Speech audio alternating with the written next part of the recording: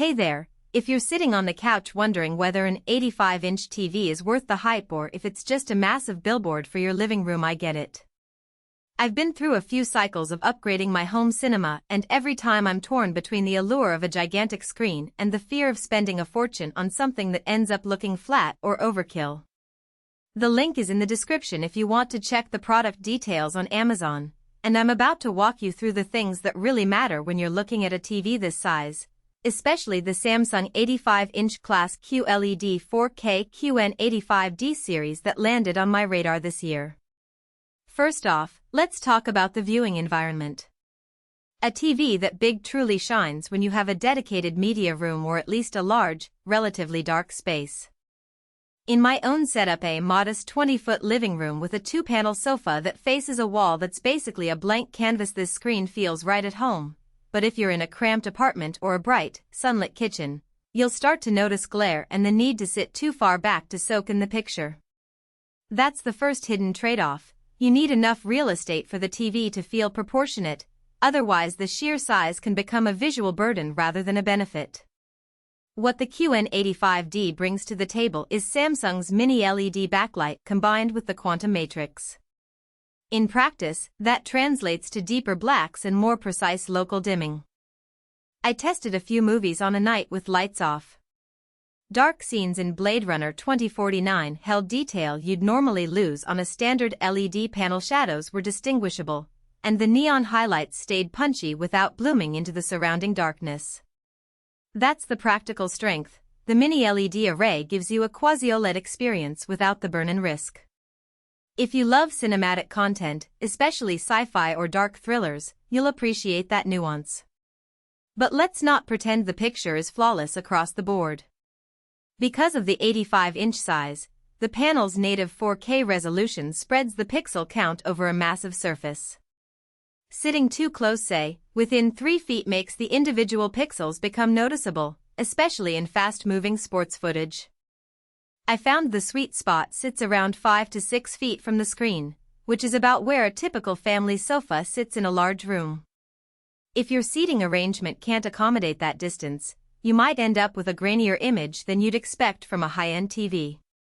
Now, a lot of people are sold on the promise of 4K AI Upscaling. Samsung's NQ4 AI Gen 2 processor claims to lift lower resolution material up to near 4K quality. I ran a few old YouTube clips and a standard definition sitcom through the TV. The upscaled picture was surprisingly decent. The edges were cleaner, colors more saturated, and there was less ringing around text. However, the processor does lean heavily on contrast boosting, which can sometimes wash out subtle gradients in animation or give skin tones a slightly plastic feel. If you're watching a lot of older content, you might want to toggle the upscaling off and rely on your source device's conversion. Sound is another area where the QN85D tries to differentiate itself. Samsung packed Dolby Atmos with object tracking sound Lite, meaning the speakers on the TV attempt to move audio cues around the room as the action shifts on screen. In a controlled environment, a quiet room with the TV mounted centrally, the dialogue seemed to hover just above the front speakers, giving a sense of depth.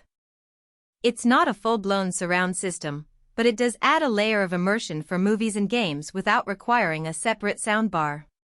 On the downside, if you have a noisy household or open-plan layout, the effect gets drowned out quickly. For those who already own a dedicated home theater system, you'll probably just turn the TV's sound off and feed audio through your external speakers, rendering this feature largely moot. One practical weakness that often gets overlooked is the TV's motion handling. Samsung touts Motion XCELERATOR Turbo 120 Hz, which basically interpolates frames to smooth out fast action. When I streamed a fast-paced basketball game, the motion felt fluid and there was minimal blur. However, the soap opera effect was pronounced. Some viewers describe it as a video game-like smoothness that makes movies look unnaturally crisp.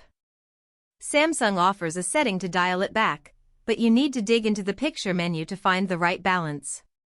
If you're a cinephile who prefers the traditional cinematic cadence, you'll want to toggle this down. If you're a gamer or sports fan, you'll likely leave it on. Let's talk about real-world value. At first glance, the price tag on an 85-inch QLED with all these bells and whistles can seem steep. But consider the cost per inch compared to a 65-inch OLED or a similarly sized 4K LED from other brands. Samsung's Mini LED technology has become more affordable, and the QN85D lands near the middle of the price spectrum for TVs of this size. You essentially get near OLED.